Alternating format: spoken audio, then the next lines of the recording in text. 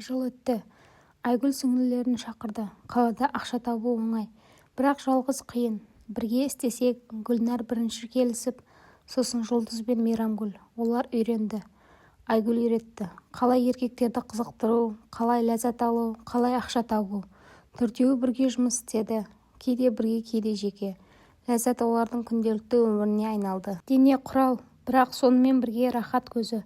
Бірақ арт түннің соңында Айгүл әкесін ойлайтын. Жіберген ақшасына әке тамақ алады. Ет, күріш, май. Менің қыздарым жақсы қойды, деп мақтанды ауылда. Ал шындық олардың денесінде. Бір күні төртеуі шешті. Қайтамыз ауылға. Қала шаршатты. Бірақ жұмыс тоқтамайды. Енді ауылда жалғастырамыз. 2025 жылдың жазы. Ауылға қайтып келгенде ауа салқын, бірақ жүрек ыстық. Төрт қыз Айгүл, Гүлнар, Жұлдыз, Мейрамгүл. Әкесінің үйіне кіргенде есіктің алдында тұрған Әбдіғали аға бір сәт қарап тұрды да басын изеді. «Келдіңдер ме?» деді, дауысы қатты емес, бірақ әлі де сол темірдей.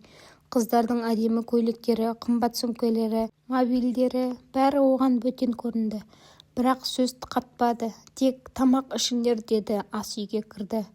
Алғашқы аптада бәрі тыныш болды. Қыздар үйде отырды. Ауылдың өсек аяңын тыңдады. Әбдіғалидың қыздары қаладан қайтты ғой, байып келіпті деп сөйледі көршілер. Бірақ ешкім шындықты білмеді, немесе білгісі келмеді. Бірінші түн сағат 11-де Айгүл телефонға қарап отыр. Хабарлама: «Келдім, қайдасың?» Жіберуші: «Ауылдың ішіндегі бұрынғы мектеп мұғалімі, қазір орта жастағы кәсіпкер». Айгүл күлді. «Артқы есіктен кіргіз» деп жауап берді. Гүлнар мен Жұлдыз бөлмеде күліп отыр. «Мен бірінші барамын», деді Жұлдыз. «Жоқ, кезекпен», деді Айгүл. Мейрамгүл әлі жас, бірақ ол да қатысқысы келеді. «Мен де», деді Айгүл басын шайқады. «Сен әлі күт, біз үйретеміз». Артқы есік ашылды. Еркек кірді. Қара киім киген, бетін жаулықпен жауып алған. Айгүл оны қараңғы бөлмеге апарды. Бұрынғы қойма. Қазір төсек төселген. Есік жабылды. Іште шам көшіріңкі, тек телефонның жарығы. Еркек Айгүлді құшақтады. «Сен өзгеріпсің», деді. Айгүл күлді. «Сен де солсың ғой». Ол еркектің көйлегін шешті. Денесі әлі де қатты, бірақ қарны ісіңкі. Айгүл оны төсекке жатқызды. Өзі үстіне шықты. Қозғалыстары баяу, бірақ шебер. Еркектің тынысы тездеді. Қызым», деп сыбырлады. Айгүлдің денесі ырғақпен қозғалды. Әр қозғалыста ләззат толқыны көтерілді. Ол еркектің кеудесін сипады, мойнынан сүйді, сосын төмен қарай жылжыды. Ернімен, тілімен еркек дірілдеп кетті. «Тоқтама», деді. Айгүл тоқтамады. Ләззат шыңына жеткенде екеуі де бір мезгілде шыңғырды. Дене терге малынып босаңсыды.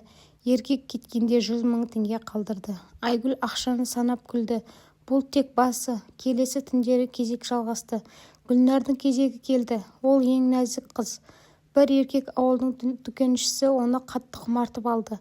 Гүлнар төсекке жатқанда еркек оның шашынан ұстап өзіне тартты. «Сен менің құрбымсың ғой», деді. Гүлнар күлді. «Құрбың болсам неге ақша бересің?» Еркек оны арқасынан аударып артына кіргізді. Гүлнардың аузынан шыққан дыбыс ләззат пен ауырсыну аралас, бірақ ол тез үйренді. Дене ырғаққа түсті. Әр итеру сайын ләззат күшейді. Гүлнардың қолдары көрпені жұдырықтап ұстады. «Күштірек», деп сыбырлады. Еркек күштірек қозғалды. Шыңында Гүлнардың денесі дірілдеп, көзіне жас келді. Рахаттан. Жұлдыз ең тентек. Ол бірден екі еркекті қабылдады. Бір түні екеуі келді. «Біз бірге», деді. Жұлдыз күлді. «Қосарлы баға». Олар төсекке жатқызды. Бірі алдынан, бірі артынан. Жұлдыздың денесі екі жақтан қысып тұрған жылылыққа берілді. Бір еркектің ерні кеудесінен сүйсе, екіншісі белінен ұстап қозғалды. Ләззат толқындары бір мезгілде келді. Жұлдыз айқайлады. «Иә, осылай». Дене терге малынып шыңға жетті. Екеуі де аяқтағанда Жұлдыз күліп жатты. «Тағы келесіңдер ме?»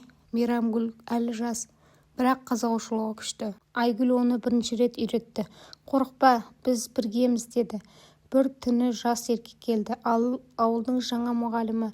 Мейрамгүл оны бөлмеге апарды. Алғашқы сәтте қорықты, бірақ еркек нәзік болды.